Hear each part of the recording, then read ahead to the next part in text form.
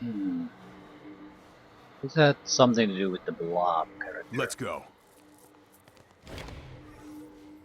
This 5-meter long black slab of basalt, or perhaps obsidian, has been smoothed by age. A stone statue holds the slab at an angle, lifting it to the sky, or is he lowering it? It's impossible to determine whether the incline is real or if you imagine it. At the top end you can see a window into another reality, a portal wide enough to step through. The other side is what looks like a harsh and angular world. Hmm, examine the statue. It is a grey statue of a robed man with an ornate warhammer strapped to his back, holding the obelisk aloft, or steadying it down gently. With his muscular arms, he exudes a fierce determination, as if he were using every quantum of energy in raising or lowering the great slab. A sign has been added to his back, a childish scroll that reads, "The Saint of Proverbs." It seems that the statue has slightly shifted position since you came across it. You're not quite sure, but something about its posture seems slightly different. The sculpture's cunning is such that the statue's eyes follow you wherever you go, and again you have the strangest feeling that its expression has changed slightly. Uh, Speak to the statue. Are you raising the slab or lowering it? Okay. Statue does not answer you. Perhaps it cannot answer you. Uh,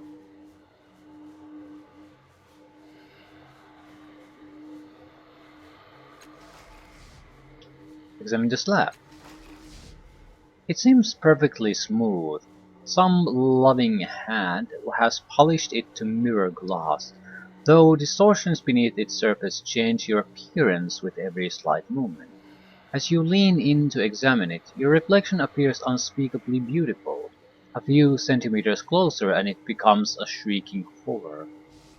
This close, you can feel a dense psychic weight around the obelisk, as if a culture's hopes and expectations had been packed into a single solid form. The thought of meeting those expectations and ascending the incline is daunting.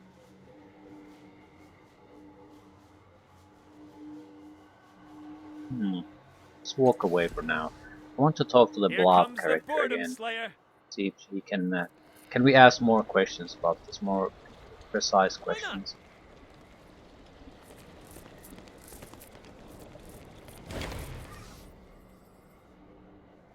You again, what nonsense comes now?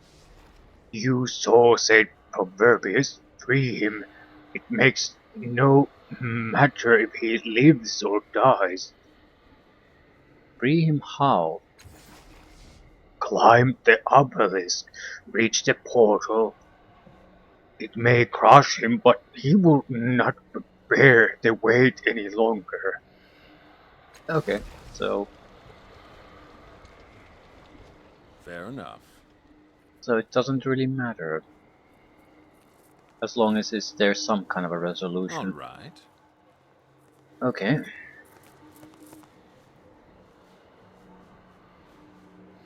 I'm going. Here comes the boredom slayer. the tableau remains as you remember. The straining statue underneath the great obsidian ingot, its muscles bunching and heaving, the portal beckoning at the top of the slope. It looks easy enough to climb the slab, walk up it and discover what lies through that glowing gate. Examine the statue again.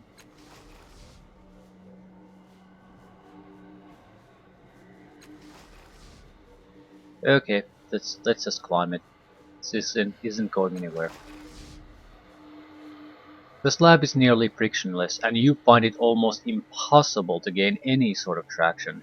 But as you press your fingers into the surface, you can feel it melting slightly at your touch.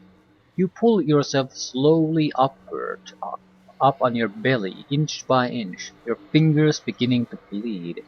You have just reached the 3-meter mark when the glistening rock begins to shake. You release your grip and slide to the ground, all your progress lost in a moment. A voice cries out in mortal terror, and the menhir crashes to the ground with a thunderous roar. A great plume of dust rises in the air.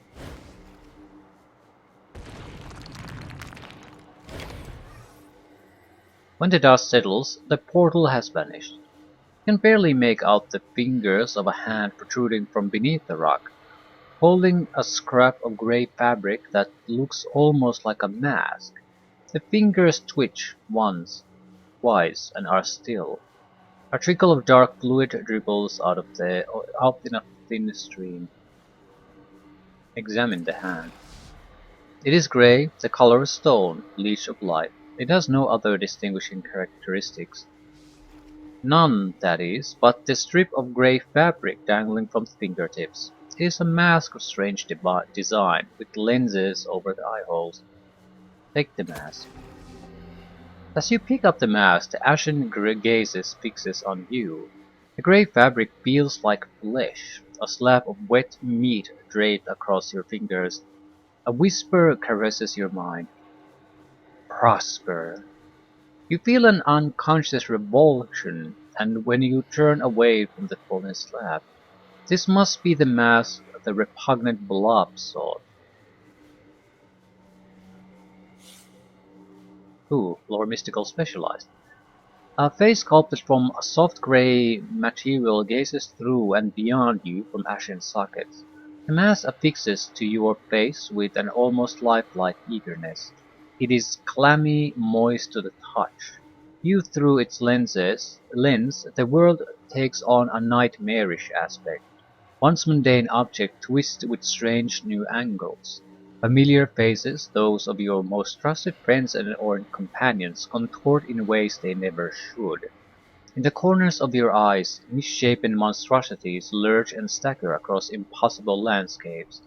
The effects are subtle at first, but the longer you wear the mask, the more horrifying the visions. What enlightenment or madness awaits one with the courage to wear it for long enough? Lore Mystical Specialized. The Mask of Prosper is an unsettling relic said to have been created by a mad visionary in a forgotten age. His rumored goal was to create a lens through which one could gaze upon the 201,342 triangles that make up the true face of God. Perhaps his success is indicated by the sunken holes that may once have held eyes. The face that never remembered.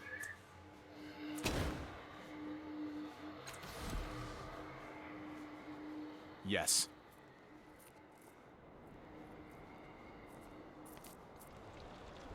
Gladly.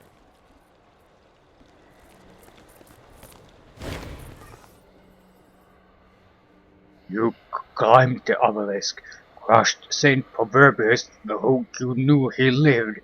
No matter, the future is built on blood and rage. You fell. What did you learn from this experience?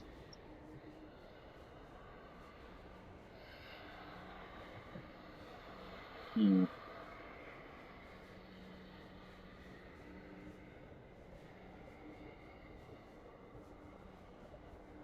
Well, I found this mask.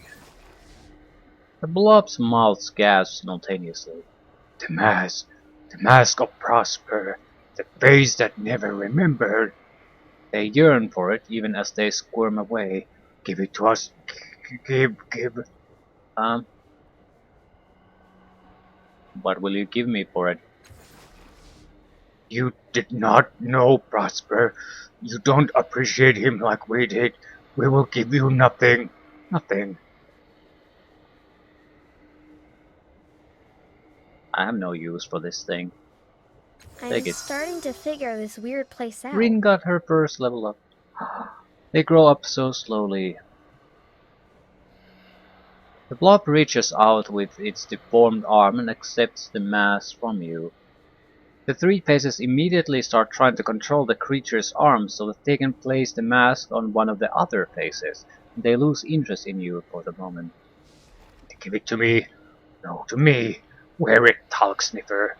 They scrabble over it for a short while and then turn back to you. What did you learn from the climb? Hmm.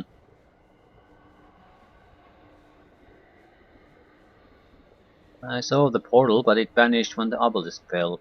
I'm not answering their question, though. Yes, and from this we all understand that we cannot attain that height again. Portal exists only in our memories. All faces grimace in unison as if trying to for an unfamiliar smile. Oh, farewell. Rin! She should not be All getting annihilated. anything useful at this level up, though. Hmm. What can you even take? Extra effort, which is sort of worthless. Increase stats pool. Uh, that pool. It'll give us extra evasion. Extra defenses if we take intellect too. Uh, every 2 points increase willpower by 5%. So both should go 6s, I suppose. Extra effort doesn't mean much because we don't have points to spend. I'll definitely go full speed at this point. We have no edge in speed, so it'll cost us quite a bit to use it every time.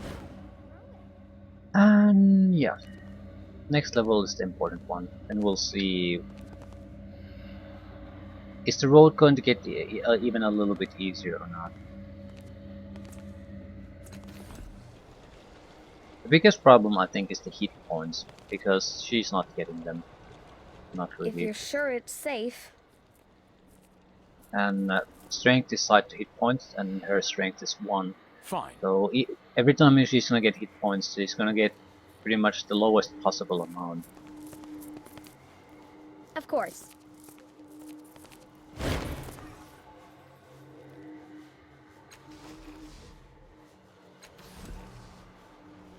Here comes the Boredom Slayer. The Phoenix.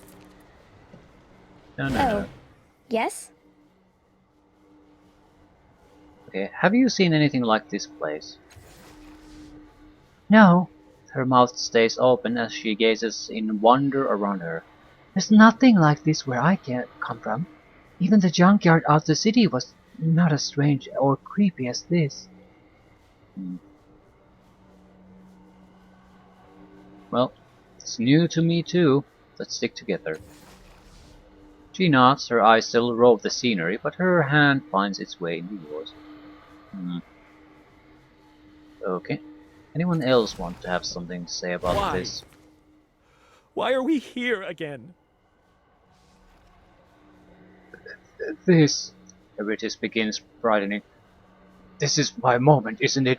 Do I get to die here in glorious combat, or am I fighting an army?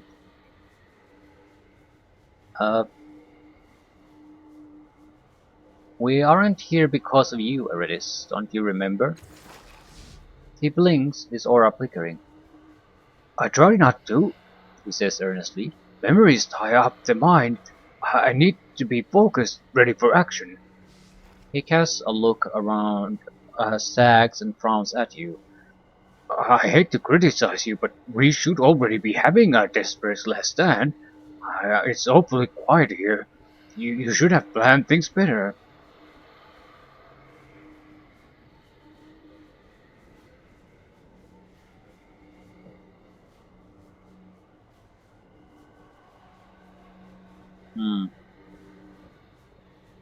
You don't actually want the last stand, do you? What a silly question. Of course I do. What else am I supposed to survive against the odds? Right. Where's this alcove you mentioned? No, let's not go there first. What do you know about the Valley of Dead Heroes? Well, it's full of dead heroes, He says, concentrating. I think that's somewhere in the name. On second thought, I didn't die here, so maybe the name is wrong. I just Grimacing, he holds his head. I remember someone sleeping here in an alcove. He sighs, smiling in relief. And then I woke up, and I never saw the alcove again. The end. Okay.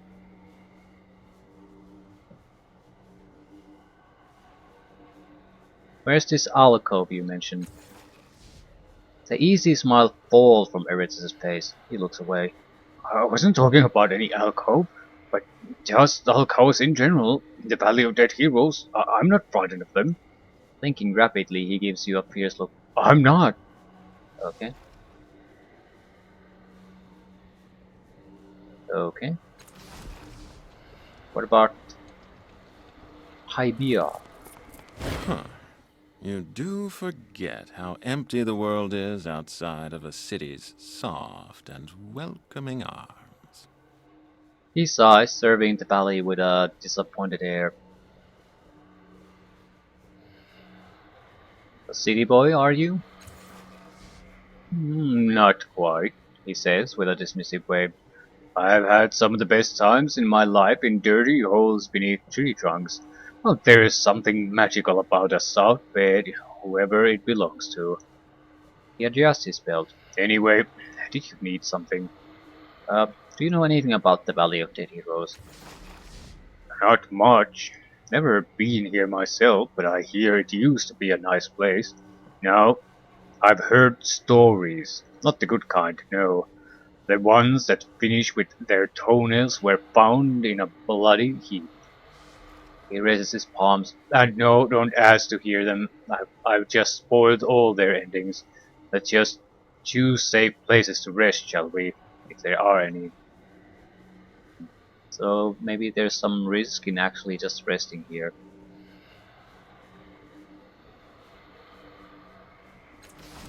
Okay. Mr. Phoenix, or Miss Phoenix. The man looks nice enough and seems unassuming at best, and this is the strangest feeling, it's almost as he doesn't exist. As you try to focus on him, a sense of dread fills in you. You're not afraid, exactly, but you know you aren't safe. You want my name? It's been long since I spoke it.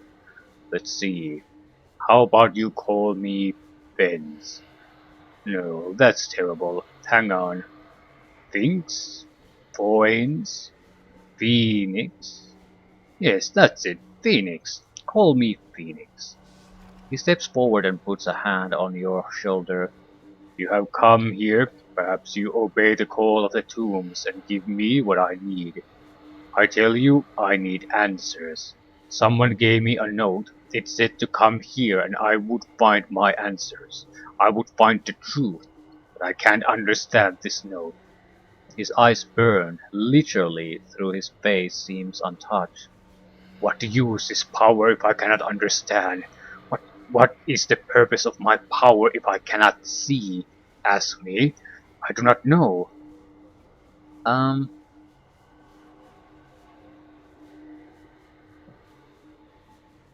can I see the note? I might be able to shed some light on it. He slows. Ask me of wisdom, and I may grant it to you. Making a note. If you can show me that you know, then I will share my knowledge with you. So let us talk.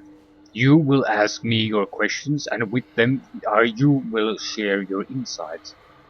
Tell me about yourself. I have decided. My name is Phoenix. He says the name as though tasting a new wine. He holds up his hand and for a moment you can see light fading through it. I am a seeker. Is that how one would say it?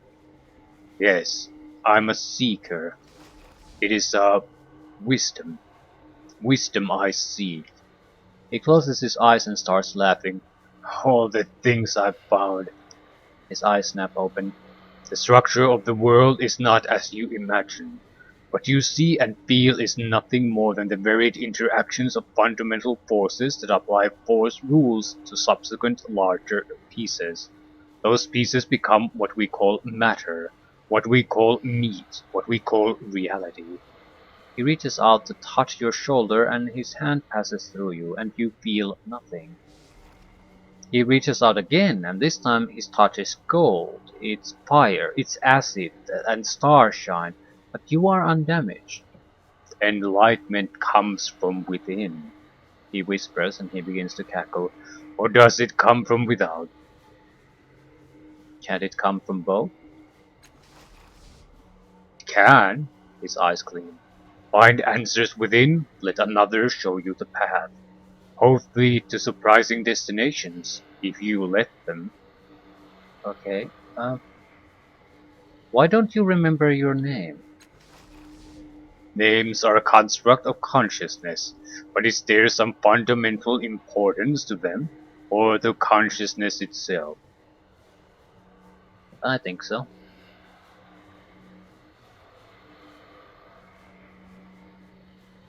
You need names and names. You need some way to categorize things. But consciousness is very, very valuable.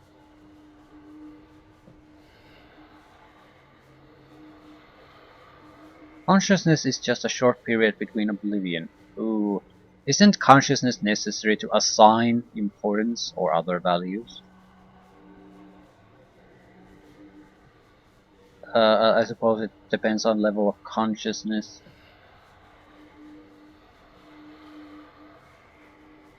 I'm sure even very basic animals can prioritize things. Yeah, and uh, understand on some level what's good for them and bad for them, even if they don't understand it the same manner as more advanced animals do. Yes, although the importance is what we make it. Yes, I believe there is meaning to our lives. But what is it? I think it's more or less what we make of it.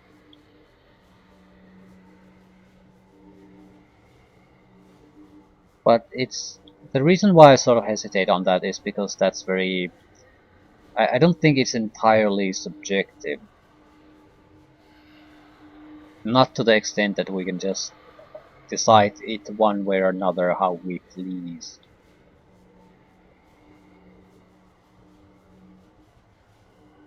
Yeah, I do believe it's important though. It's more or less to which one of the options I pick.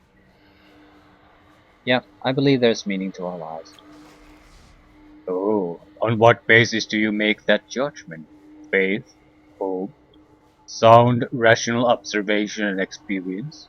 You say believe as though it were a talisman to hold you free of account for your thoughts, but I tell you that it is a chain.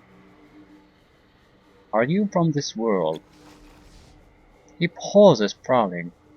It is familiar to me, the lines, the curves, the structures, but it is like a poor sketch of the world I remember. I see its textures, its strokes, and I see the medium on which it is drawn. But I can lift the sketch and see the truth beneath it.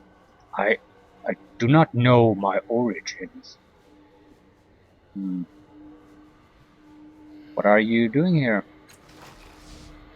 I seek.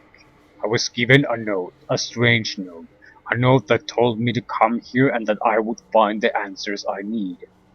Something about him pulses as almost subsonic beat, and you stagger slightly. Anger creases his brow. I hold it and I study it, I read it, yet I do not understand it. He points a finger that cycles through the colors of the rainbow. So how do I learn it? Have you studied it in different spectra? I had not considered that. He pulls a scrap of engraved synth from his pocket, and you see a rainbow of light flash across his eyes. But no, it's no use. Nothing changes. Have you had any trouble from the cultists here? He smiles. Trouble? Not for me. They have come for me many times. They do not leave. The fact that he stands in the middle of the valley, alone and safe, supports his story. Hmm. Can I see the note? Making a note. You have the mind of a seeker, not merely an explorer. Yes, you may take the note. He passes you a piece of engraved synth. Return if you are able to find my answer. This ragged synth square is engraved with scrolls and symbols, presumably some kind of writing, but it is mostly unfamiliar to you. Phoenix says the note told him to come to the Valley of Dead Heroes and that he would find the answers he needs. He gave it to you because he has found no answers, but he has not so far. He hopes you will find them in his place.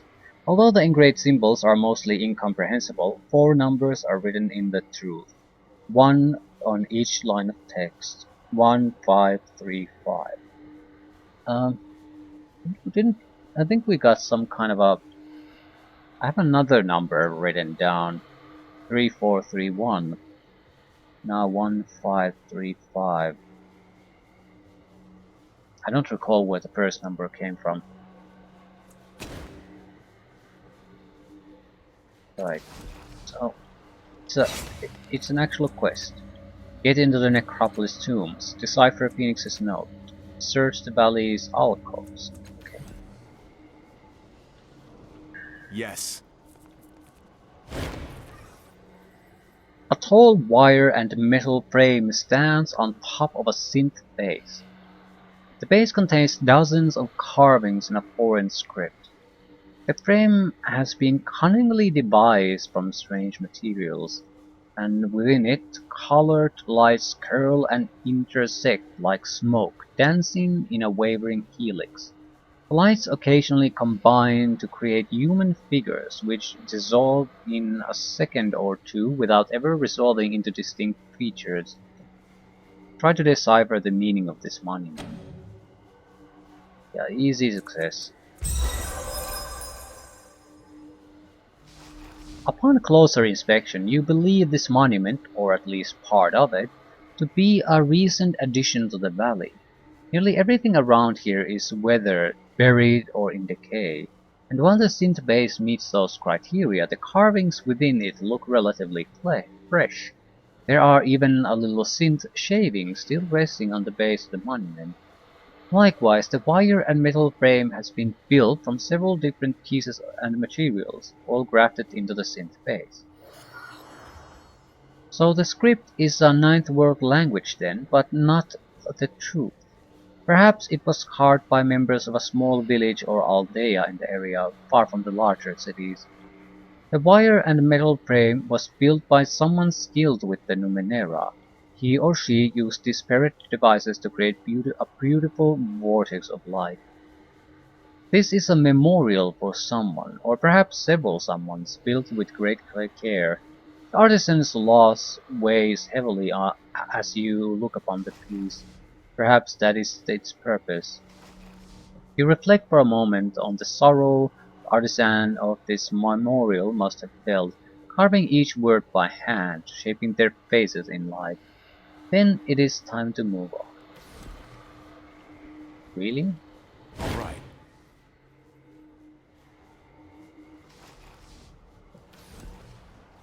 Huh, Let's go all. You and me. I expected more from it. Bubbles rise from the pool before you, and its barren edges are crusted with a white rime. The acrid reek of the water makes your eyes tear up. The rime and reek around the pool suggest that the water has a dangerously high alkaline content. It would be dangerous to drink or even to touch. Examine. Despite the bubbles and deep color, the water is crystal clear, and you can see down to the depths of the pool. There's a brassy metallic globe down there, caked with rime, otherwise whole. Unfortunately, it is too far down to reach without diving in. So, who wants to go? Yeah, probably you. Definitely you.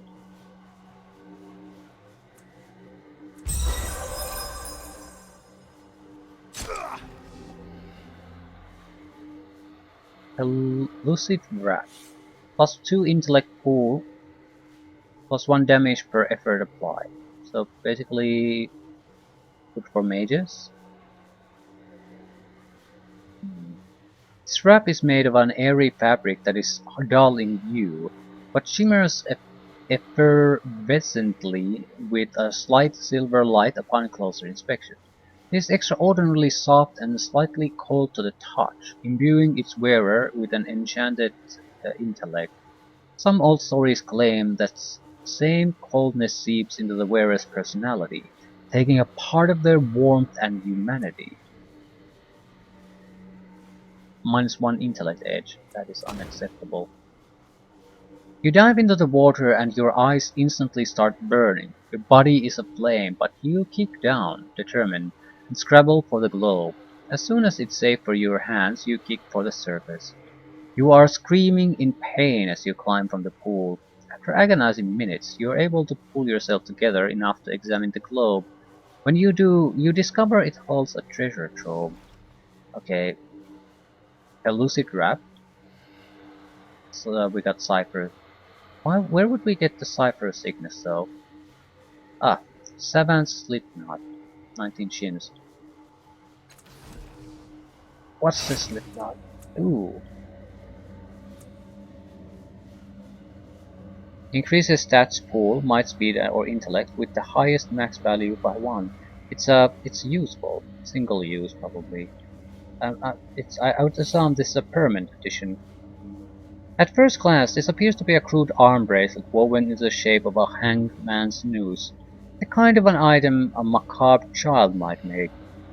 Closer examination of any of the 3 cords used in the weaves twist the perception of the viewer, making that cord appear to grow thicker, while one of the other 2 thins and fades from sight. By breaking the knot, it is possible to absorb the object's power. Yeah.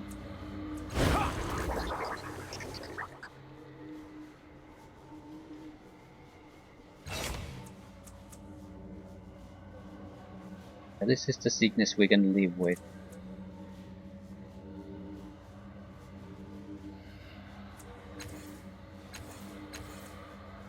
We should sell something, get rid of that.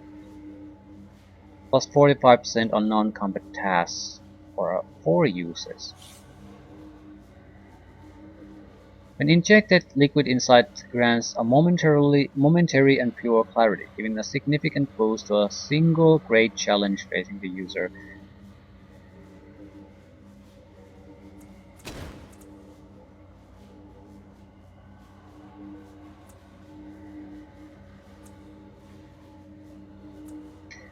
I think I would just sell it. I also need to drink this shit. Let's go. The water is slippery and tastes like soap. It constricts your throat so much it's hard to swallow. Burns on the way down. Right. Some people saw hallucinations. That's why I drank it. Of course. It's just alkaline. Yeah, another tear in space. We have to go through anyway, so I don't particularly want to read these in detail. They're pointless. Happy to help.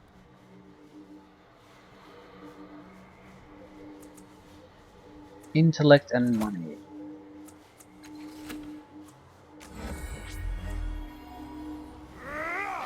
I can breathe again.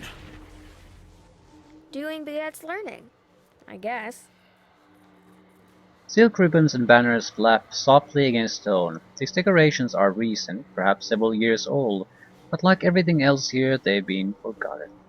Why, of course. Ooh, this is mysterious. Don't mind if I do.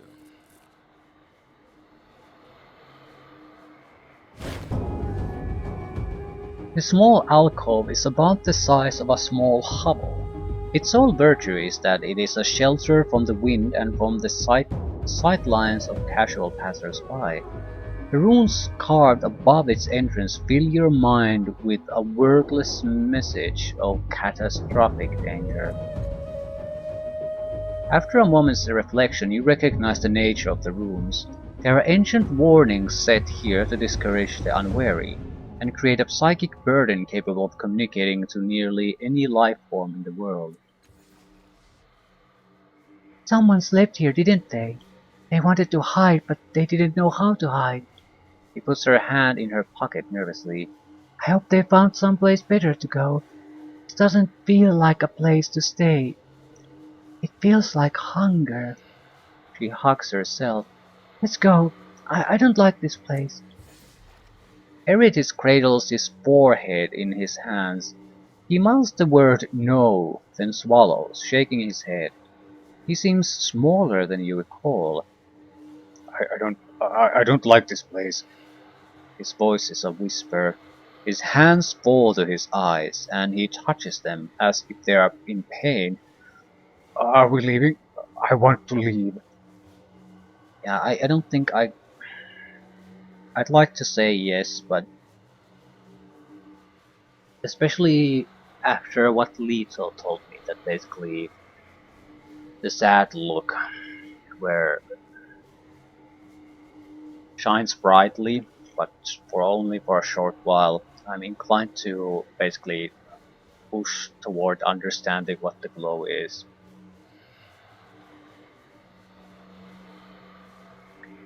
Uh, what's wrong, Erritis?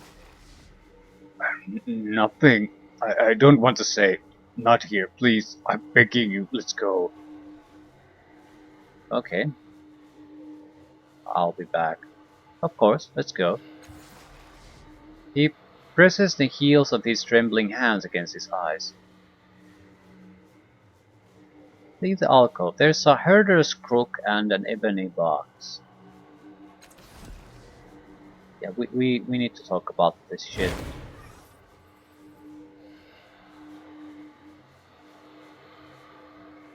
More about you.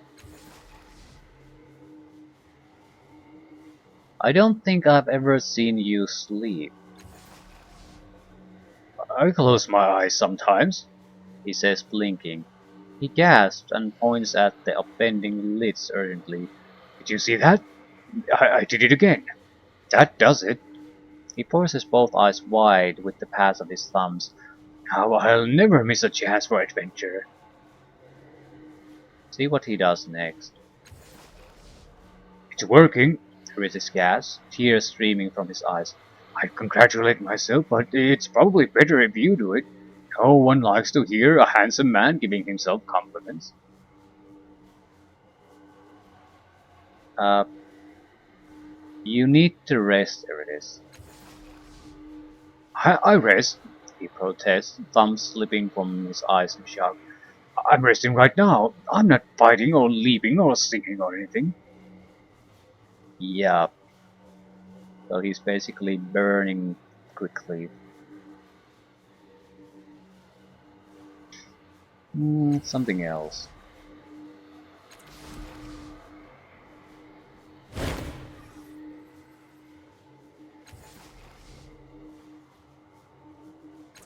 Yeah. We'll have to go in, otherwise Alright. nothing's gonna happen. Pick up the herder's crook. Making a note. You stretch out your hand to take the crook. Beside you, Erritis moans. A wave of pale fire explodes from the crook, and everything goes white. You hear screaming, perhaps Erritis's, perhaps your own. Thunderous voices bellow beyond the hissing wail of that endless ivory wall, and something is rushing at you, something that you can't see. A fistful of senses, emotions, memories, and fear strike your mind, driving you back a step along the dusty floor of the alcove. Something has changed inside of you, inside the labyrinth.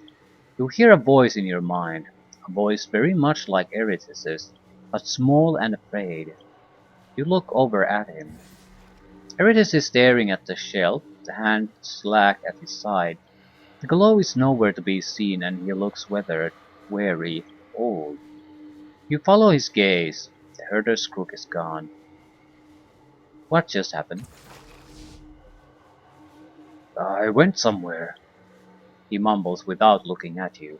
I stayed here in my amazing heroic body, but I went somewhere else. Without looking at you, his hand lifts from his side and points at your forehead. He does not seem to be aware that his hand is doing this. Then his glow returns like the sun rising behind a hill and swallows him. He smiles, dropping his rebellious hand. Why are we standing here? He says, looking around. We should be fighting, feasting, jumping from roof to roof. Let's go find some roofs. Is this a roof? Okay, look inside the ebony box. There is no sign of what this empty box once held, but you do note a carving on the eye at the bottom of the box, with a pupil made of two crimson concentric rings. If you squint, you can just make out a human figure at the center of the eye, holding a sword in the air. Erritis groans and you look over. An untroubled smile graces his face, but you notice that one of his eyes is watering. Uh,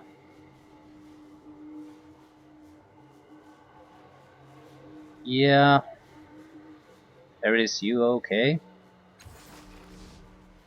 Yes, very. He says, nodding at you. A tear streaks down his narrow cheek and around his cheerful grin.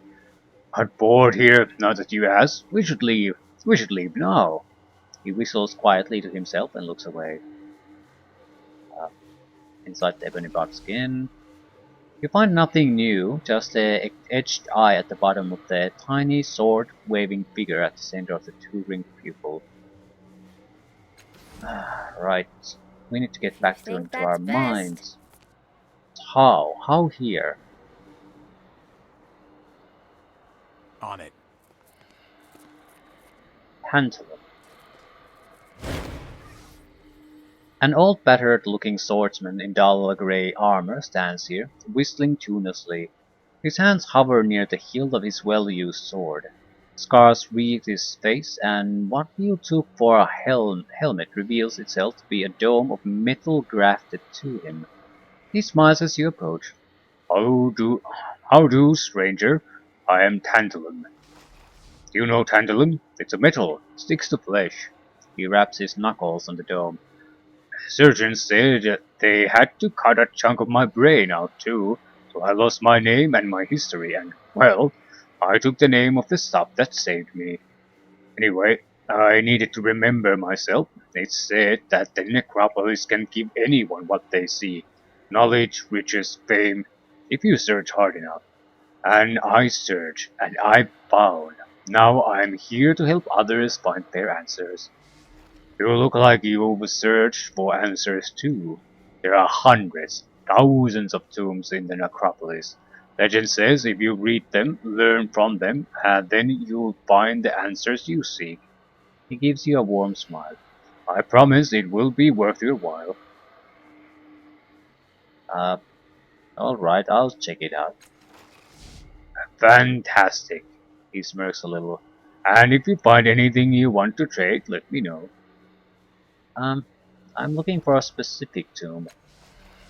Friend, I don't really keep track of most of the tombs, but like I may have said before, my memory isn't what it used to be. But let me guarantee this, you explore these tombs, you are bound to find what you need. What is this tantalum metal anyway?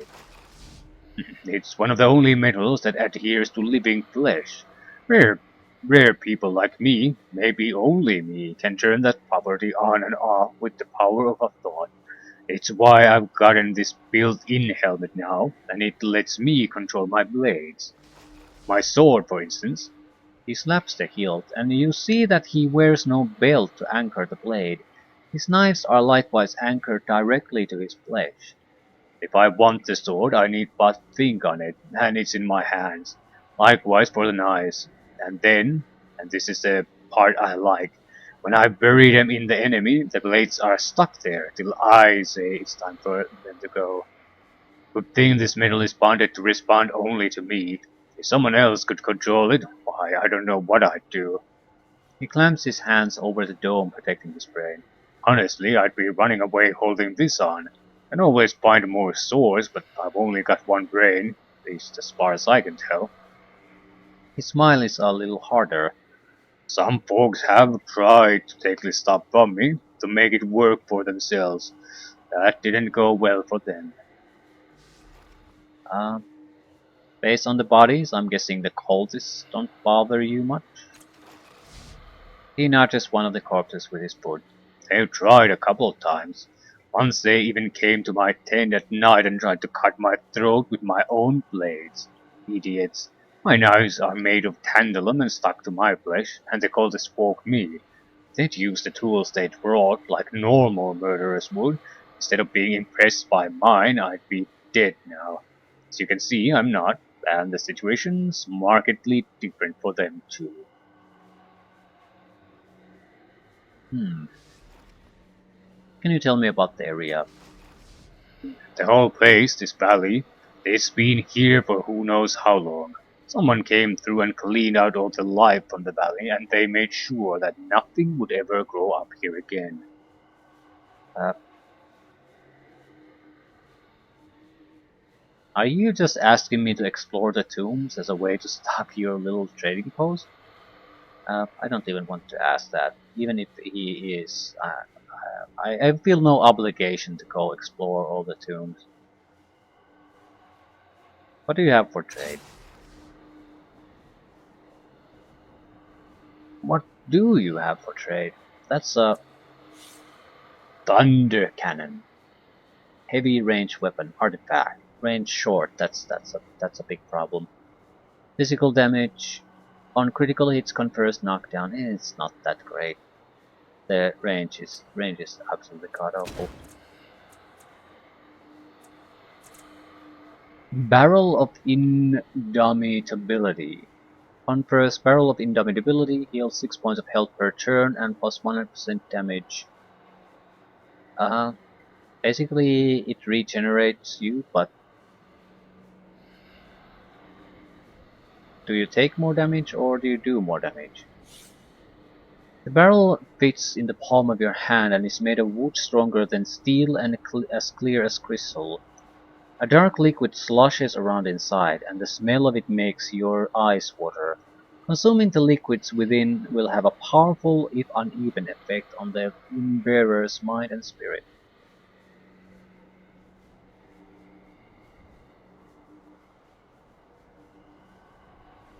Yeah, this is a not really a clear description. Plus one and plus 100% damage, but it's why couldn't you just write it that you take plus 100% damage or you do plus 100% damage? I mean, plus 100 damage what? Especially because it's red, it makes me think that I'm taking more damage. At the same time, all damage indicators have been red, as all heals are green. So it might not mean that. It might mean that you do double damage. I have no fucking idea. But it makes a pretty goddamn big difference on if you're gonna use this item or not. If you only heal 6 points per turn and take double damage, this seems like this is a catastrophic item to use. At the same time, if you regenerate through the fight and do double damage, it seems like it's an excessively strong item to use. Because let's say similarly valued items can do something like 15 points of energy damage, and this would regenerate you and double your damage. With a fighter, that's more than 15 points with every strike. So this would be an incredibly powerful buff. Last for entire crisis.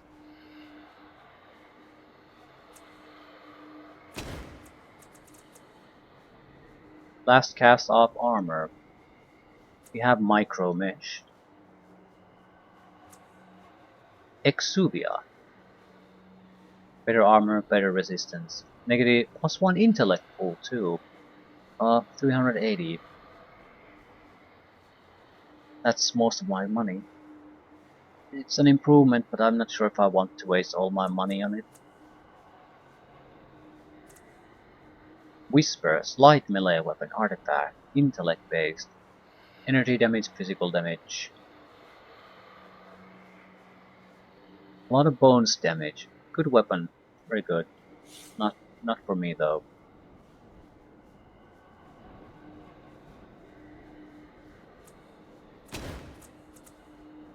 Shield of the Sechurl Prince. That's the Cat Prince shield. Maybe this is related to the stat shield. Mystical Specialized. The gemstones in the shield were once in the private collection of the Sechurl Prince Guni. For long years he displayed them as jewels. It was only when a visiting rival tapped one disdainfully and became unmoored in the time that the prince realized that they could have another use and mounted them on his favorite shield. It's this is actually very good. Very good. I want the shield.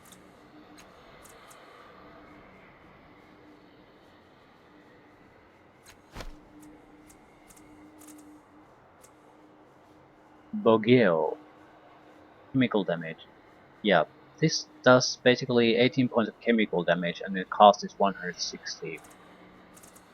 This is 121, has the regeneration, lasts for an entire crisis, and plus 100% damage.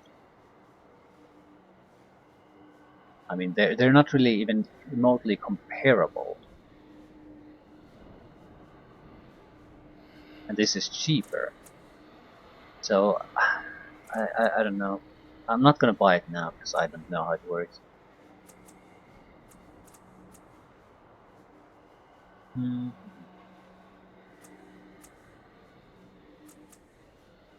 Slug Spitter. Long range, medium range weapon.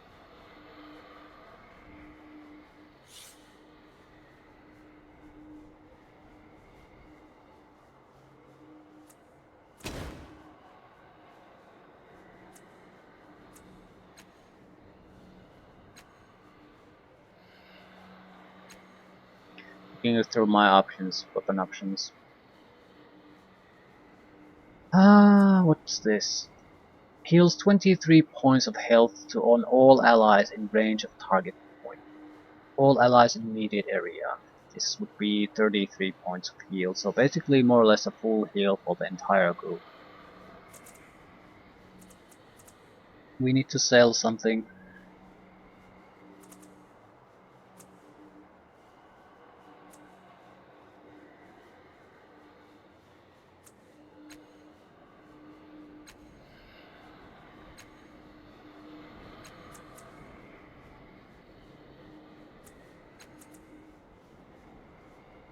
"15 points of energy damage. I'll get rid of this. There's nothing bad about it, but I really need the extra room right now. Also, I think I need to start using these, especially the one that has 4 uses. So plus 45% on non-combat tasks. I'm assuming this is during crisis.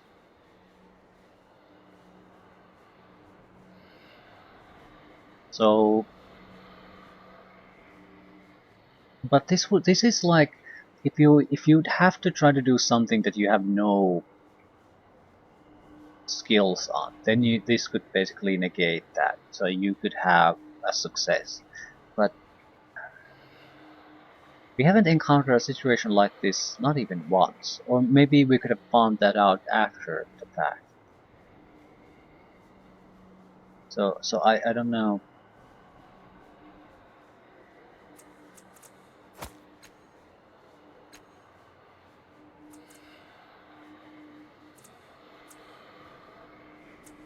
Well, I have 2 heals. I think I'm gonna I'll just skip this one for now. Hmm.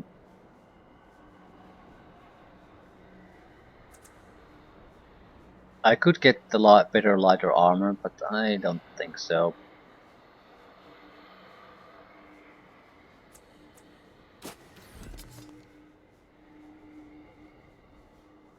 Fine. Anything else?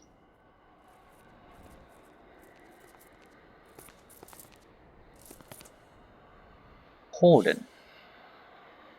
Ooh, this dusty ball is whiter than anything you've ever seen. At the merest touch, it swirls with a myriad of colors that shift to different hues as you move your fingers. Dominant tide blue. As you hold the ball, it slowly settles on a deep blue, as if reacting to your hidden, most secret thoughts. So it reflects the tides of the person. Uh, what is this? Nothing. Go. A huge crystal floats in front of you, seemingly unaffected by the winds that washes through the valley. Within, red and blue patterns lazily circle and twist. The crystal hums softly, almost invitingly. Tidal affinity. It has been infused with tidal energy. Its colors are emblematic, and you can feel the tendrils of force that coil from it, stretching toward some distant unknown destination. Examine. The crystal swirls madly, and your mind is pulled back into memory, but not your own. This is a stranger's life. A life of torment, a lifelong torment. From his first conscious moment he has been surrounded by monsters, a sacrifice to the unseen, a hair's thickness from consensus reality.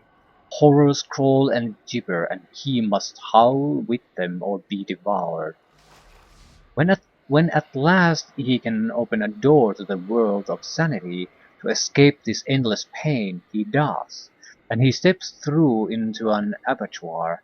Robed and hooded cultists devour the dead, and they revere him for the journey he's undertaken. In their adulation they strive to follow his path, wallowing in their own shame and agony, an endless burlesque of horror they hope will end in transcendence.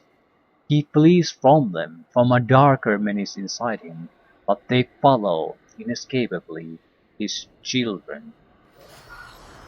No matter where he hides, they linger on the other side of the door, awaiting a new revelation, making bloody offerings of themselves.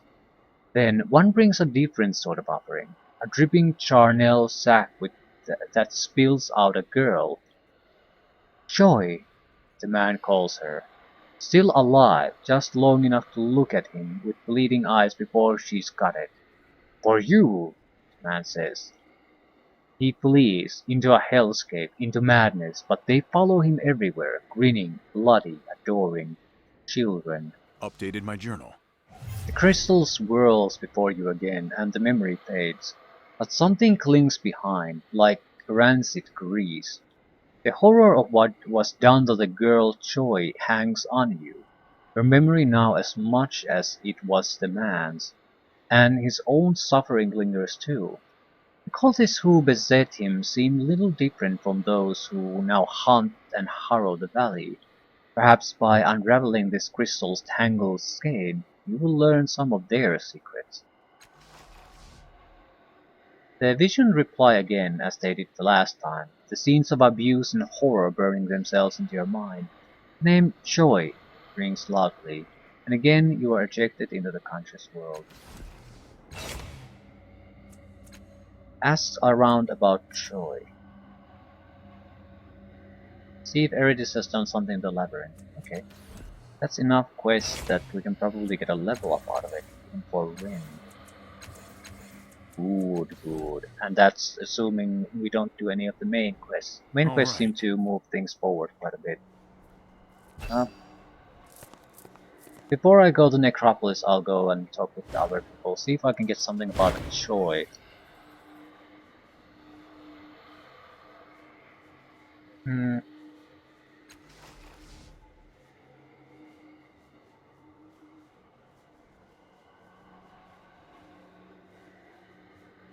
Why are you standing around here? Waiting for any passers-by that are seeking truth like I was. I found my answer. I consider it my duty to help others find theirs.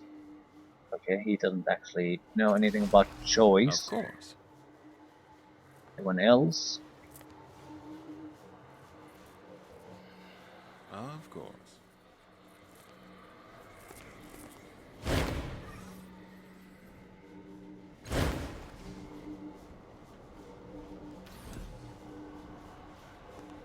I doubt Phoenix will know anything.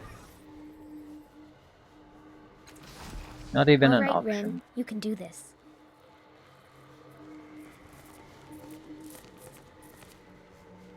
Why, of course. Really, someone knows something. Sure.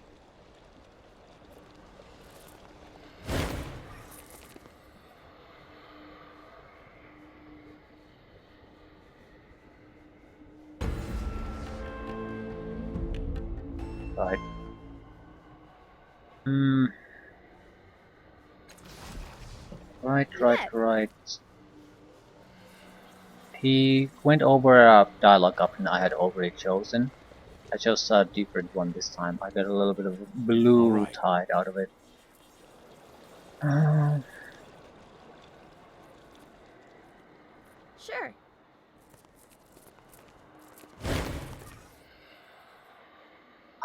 do you know anything about a dead girl named Choi? Making a note. He seems taken aback by your question. Choi? I remember that name. It was from a tomb in the necropolis, though I don't remember anything else about it. Name only stuck in my mind because of the strange way the tomb made me see it. I can't explain it. You'll have to see for yourself. Just remember to hold your breath. He catches his chin. I remember I had joined one of the memorialists for her rounds that day. That particular marker was in tomb 4221. So these are tomb markers, the 4-digit codes.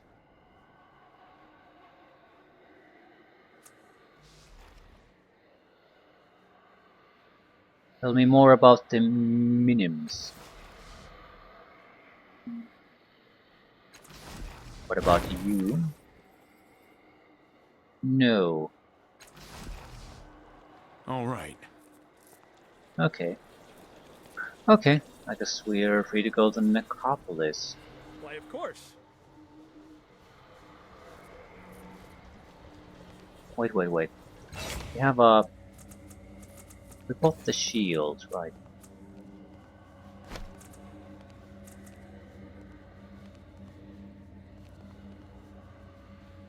Uh, Tybir now has 2 items that wound anyone who attacks him. Causes hobbled, causes bleeding. I'm giving the second best shield to Rin because she cannot take hits. So even a 5% increase will be All do good right. for her.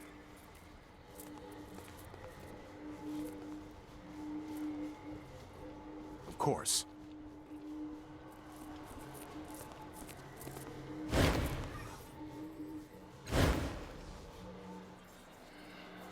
All right, here I go. Right. I am the So very we're looking soul of for action. answers in Necropolis. Not much I can do here. I need a way to die so I can see the labyrinth. Go.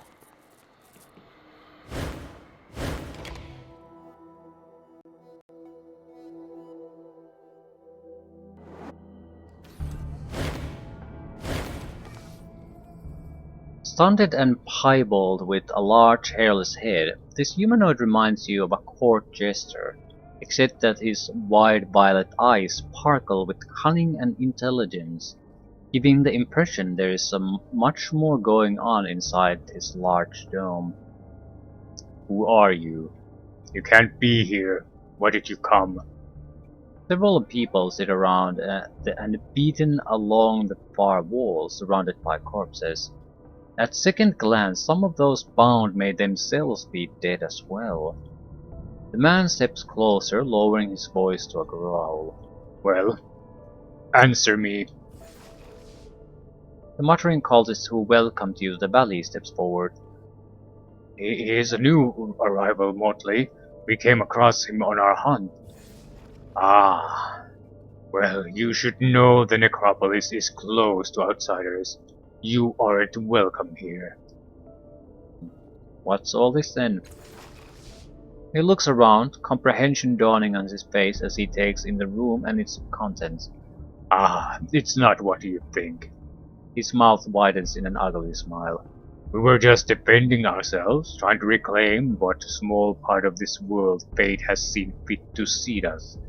It never would have come to this if we'd only had someone to help us explain. Making a note. He gestures to the open corridor. We are worshippers, you see. There is a terminal down there that provides access to the tombs. But this memorialist, He spits at the woman behind him. has placed a whisper lock on it. Without the code, we cannot enter the tombs and join our Lord Inifir in worship. She is rather narrow-sighted and doesn't see the value in what we do. If we regain our access to the gate, we can show her firsthand. He smiles. The effect is not reassuring.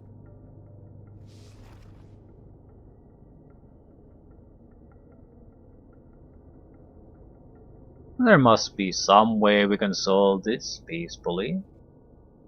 Peaceably. Uh,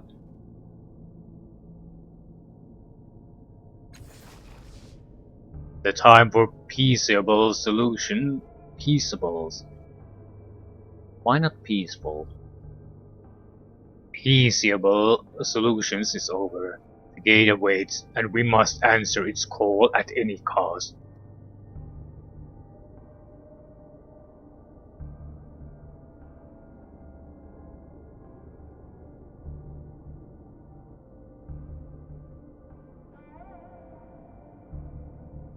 Well, if you don't care about the cost, then let me try. You can still get the code from them if I fail.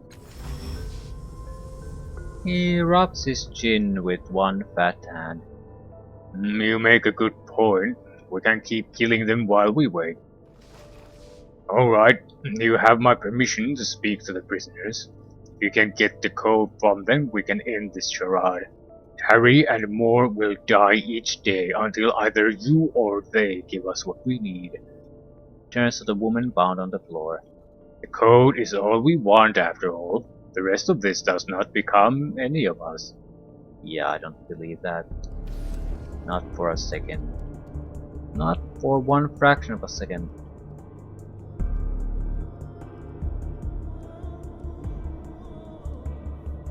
Talia Kyo, Udwag Loss, Narv of the Blessed, Jenkins the Jinx.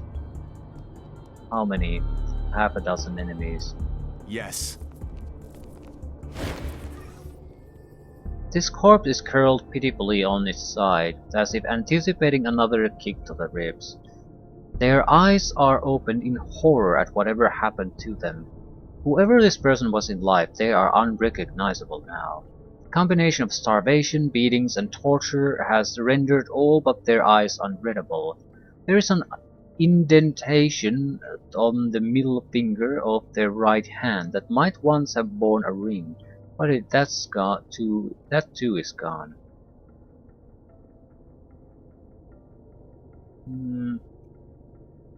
Close the corpse's eyes. With two careful fingers, you pull the eyelids closed and shut his horrified mouth. Thank you. No, thank you. Her gaze lingers on the corpse, but the gratitude in her voice was heartfelt. They coiled through the corpse's pockets.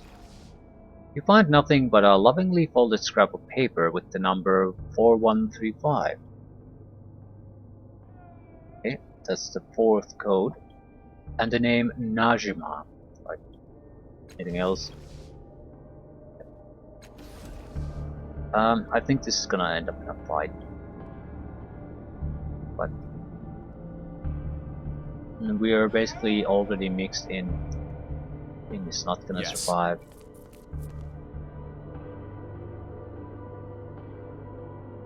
I don't think there's any point in trying to delay this. This alluring woman looks up, white hair brushing her shoulders. She allows a slight smile to pull at the corner of her mouth. Her face is confusing, for though her skin has the tightness of youth, her eyes pierce you with the wisdom of 100 years. She rests her hands on the daggers at her hips, perhaps waiting to see if you have the courage to make the first move.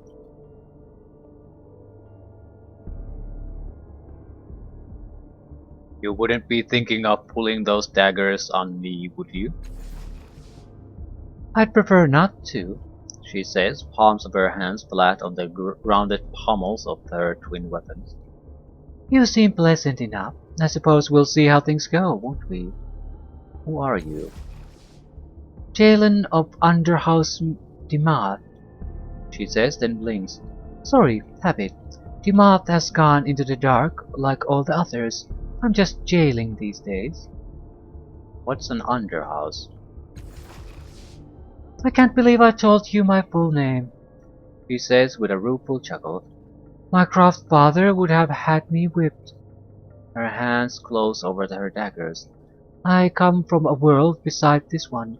From a city in the hollow core, ruled by 16 underhouses built into the walls. Then, she frowns, counting silently. A few decades back, I woke to screams, and not one or two, like you'd get from a lower city from time to time, but hundreds. She grins, but there is uneasiness in it. I found out that shadows were pouring from the walls of the world.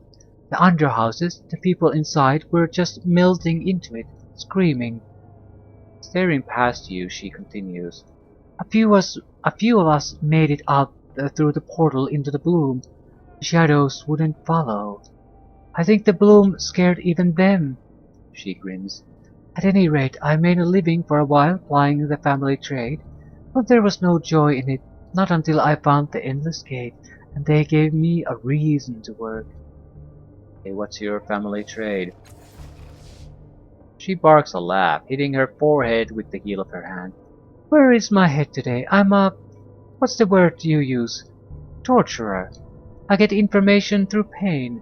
Underhouse Dimath was famous for it, and I was the only one of my family left.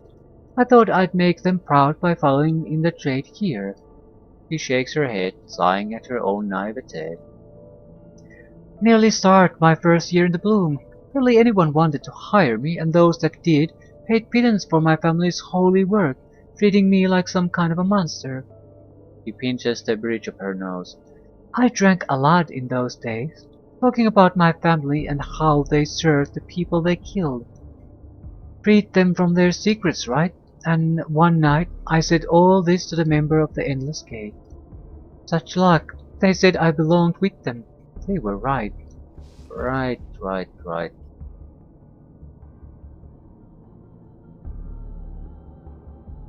Talking about the death of your world doesn't seem to pain you all that much. Well, it was foretold, she says with a careless shrug. Underhouse Dishando, that was the prophet cast, was wrong about the date, is all. Shame that all of us suffered because they were sloppy, but they're either dead now or still getting eaten. In other words, I knew it was coming my whole life. Wasn't expecting to live through it, so getting weepy about the whole thing would be a slap in the face to everyone I left behind. Right.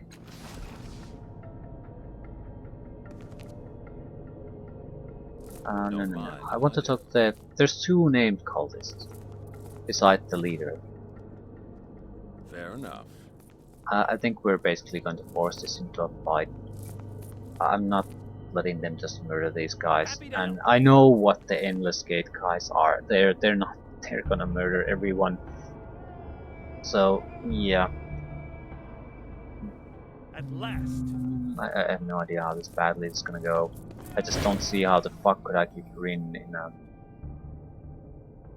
any kind of even moderate safety. Can I chase the party order? No.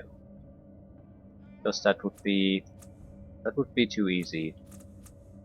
There's no movement formation either. I guess.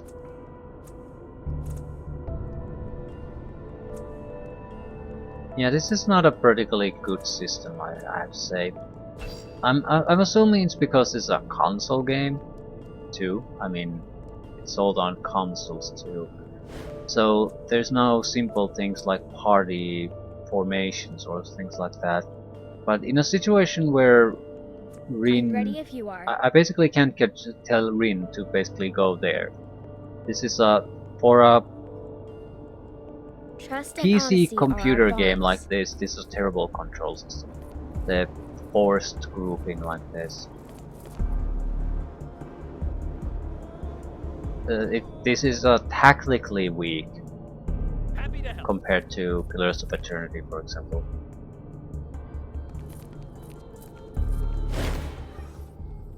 Yeah. Did someone named Kiyatawa come through here? The Dendra child, yes. She came to the valley some time ago. She went down to see Lord Inifir before the memorialists locked us out. She's probably still down there. If you wish to see her, find the code. Uh, I'll just attack. As you will. Children to me, we must protect Lord Inifir.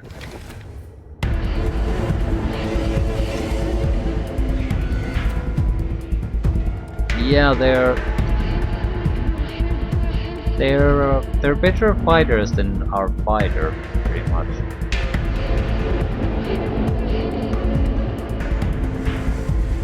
Who are first? Gate Coldest and James the Mob.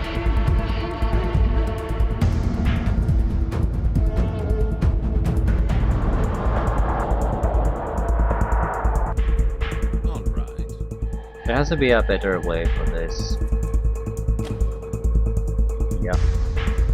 Do it. This needs to work. It's all in.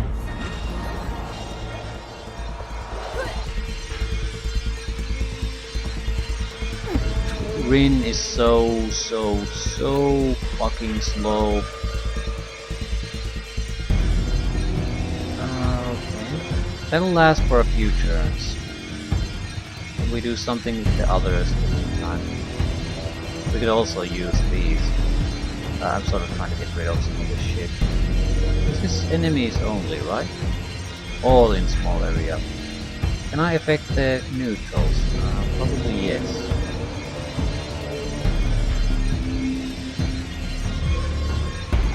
Okay.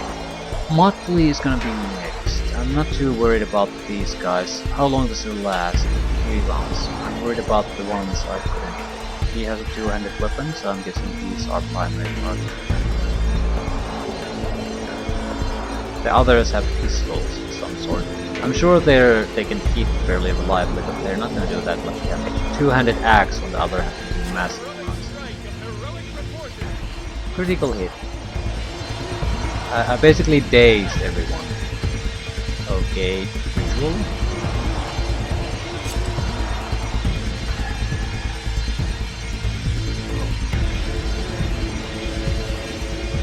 We got very lucky here. Very lucky. I have no idea what they do. The cage ritual. Lurker's presence converts all damage to mental and -1 at resistance, plus 15% on attack, plus 3 damage. Cessation. Negative. His resistance is -3, but his defenses. Yeah, his defenses go down, but they do increasing amounts of damage. Okay. All enemies in the immediate area. We need to do damage. We basically need to just attack 3.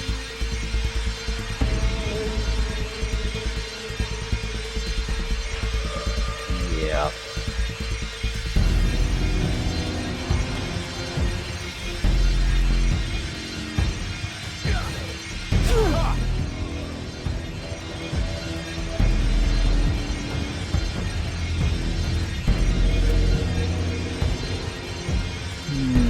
I can't do much.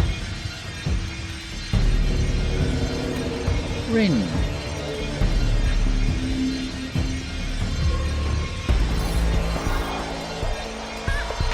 Increased defenses. What does this do?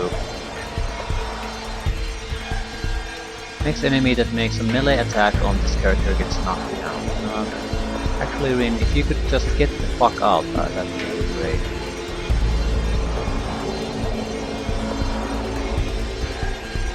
Can we see?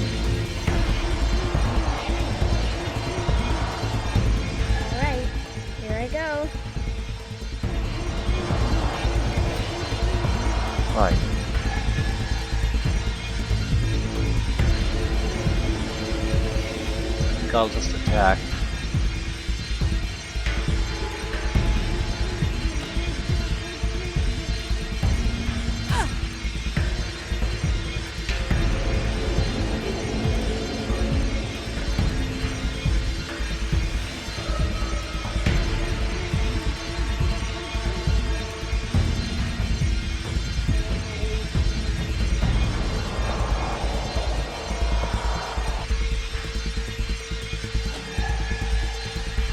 Keep your head down.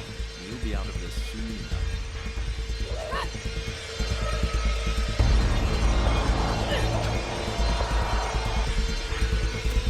Right, what do we want? We want to try to get Motley out of the fight. Alternatively, we can get that Cultist. We could kill 2 Cultists.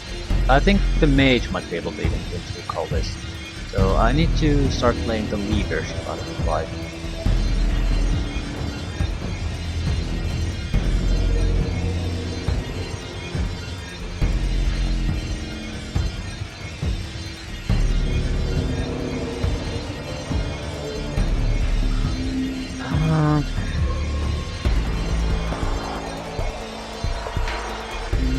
I could probably damage both of them to maneuver a little bit.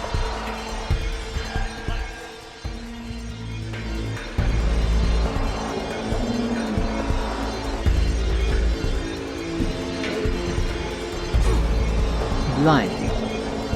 Bleeding rather.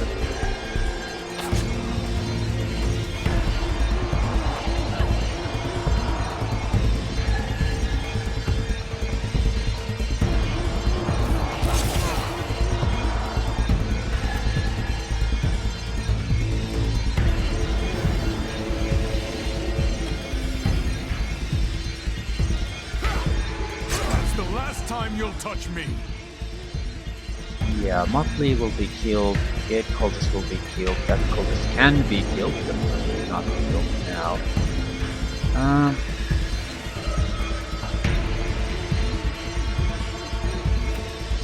There really isn't much I can do. I need to stay here to keep maintain the buffs.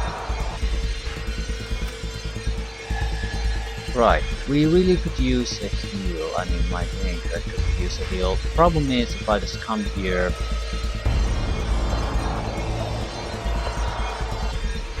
I'm gonna be more vulnerable than anyone else. I like it.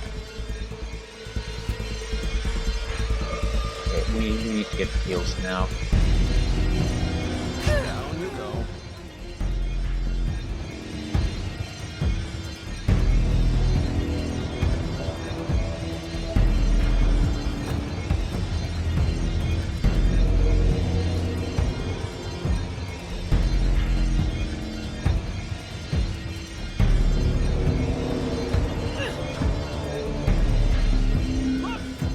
All the odds are stacked against me. You never had a chance.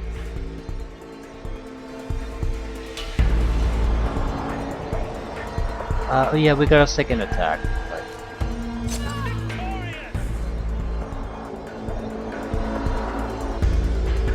Victorious! Victorious indeed.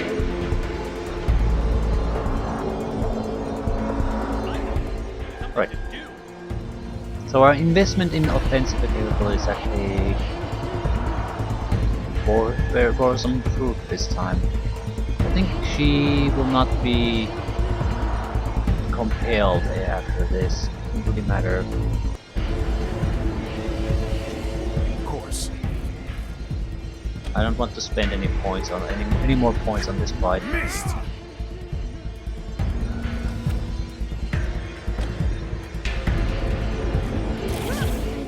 Come on. Just run away. Run away. Of course we can help. Right, all? Right. That actually went a lot better than I thought.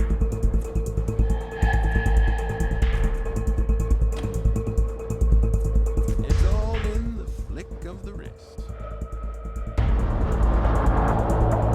Without Erritis, it would not have gone this well though.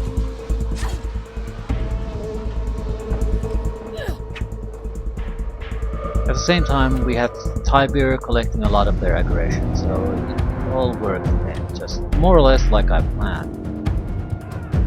Vanquished! Thank you, stranger. Cannot express my gratitude enough. The memorialists owe you a great debt. Talia steps closer, lowering her voice.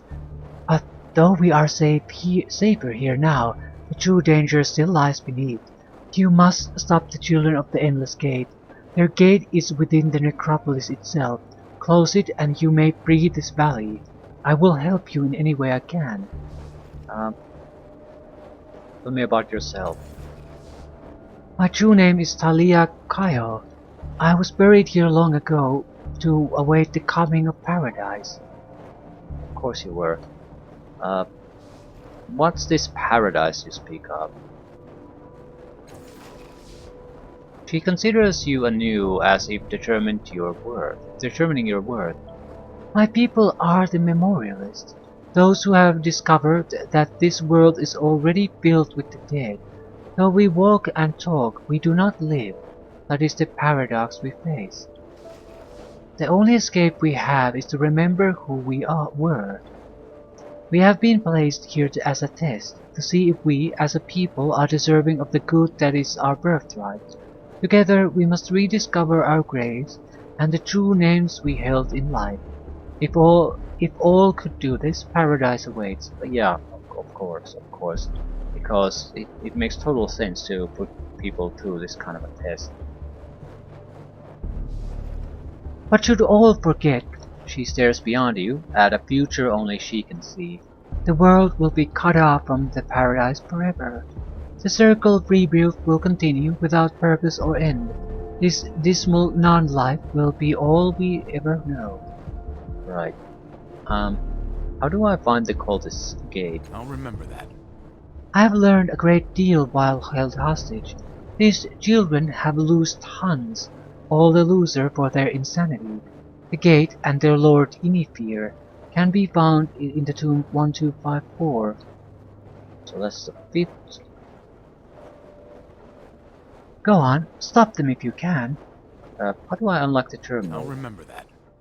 Oh, of course, the password to the Whisper Lock is Goonie. I suppose we don't need it any longer, now that the cultists up here have been dealt with. How does the terminal work? How the terminal works? She laughs softly. Would that I knew! The necropolis is a vast underground complex, so vast that generations of memorialists have yet to explore it all. The terminal, and those like it in the tombs themselves, will take you where you want to go through its magic. All you must do is press the correct key sequence. The ancient memorialists carved numbers into the terminal so that we could more easily record and return to any location we desired. The pedestals in the tombs themselves have additional features. Pressing the central button will return you here to the surface, while the button surrounding it will take you to an adjacent tomb in either direction. It is through this discovery that we have been able to explore the necropolis in a more orderly fashion. Okay. Now that they're gone, is it possible? No. How much would rest cost? It's relatively safe, yes. I will keep watch to ensure it. Just let me know whenever you wish to retire. At least we can do free resting. On it. Medium battle axe. Shadow flower. This flower is an everlasting pulsating light blue glow that becomes stronger with fewer lights around. Curiously, the pulsation period is approximately equal to the heart rate of a relaxed human. On occasion, and for no apparent reason, the pulse quickens as if in fear or anger. In absolute darkness, it blooms with a light beyond the visual spectrum. Okay, that's a lot of money. Fine. Trash and money. Trash and money. No, not even trash, just money On it. basically. Okay. Now something a bit more interesting. This note was in Motley's pocket. The ink is brown and cracked wood and might be blood. Most of it is illegible, scratched in a hasty scroll, but you can make out 4 numbers at the bottom. 5143. Again a new one. Maybe I should have killed the cultist outside. This is a quest item, by the way. Huh. Quest for what? Ready. Oh.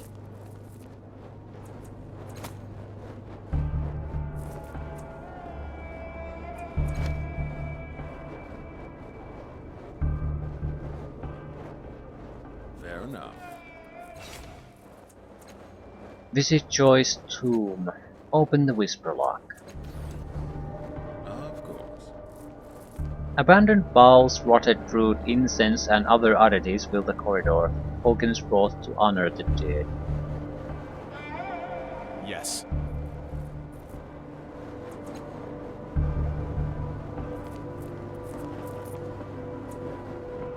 Kandiru, bonded item artifact. Plus 4 damage, plus 1 damage per effort applied.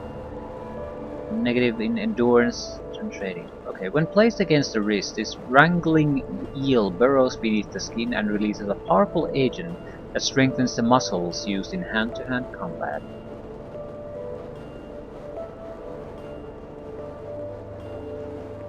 So with this you could have an unarmed fighter, basically. I'm more likely to sell that shit. These green lights are part of the original architecture built into the wall itself. Of course.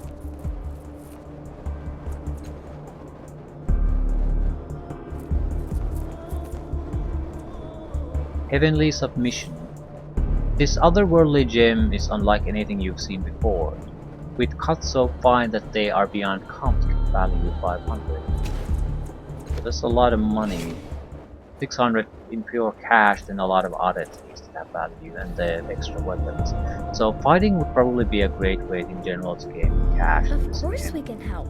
You can avoid Right the on? fights, but you pay for better, worse equipment and less usable ciphers.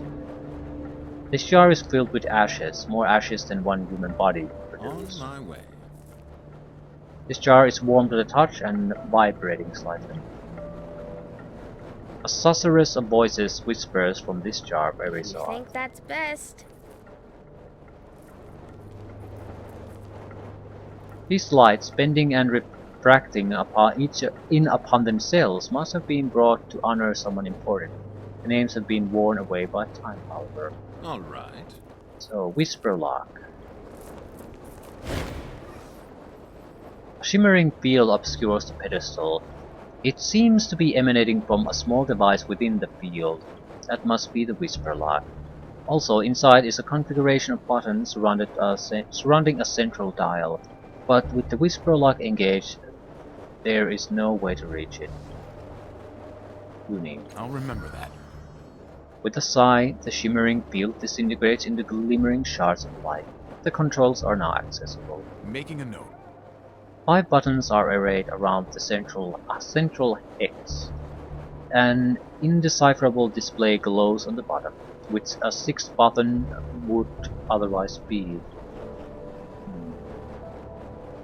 A number has been crudely carved into the surface of the 5 buttons.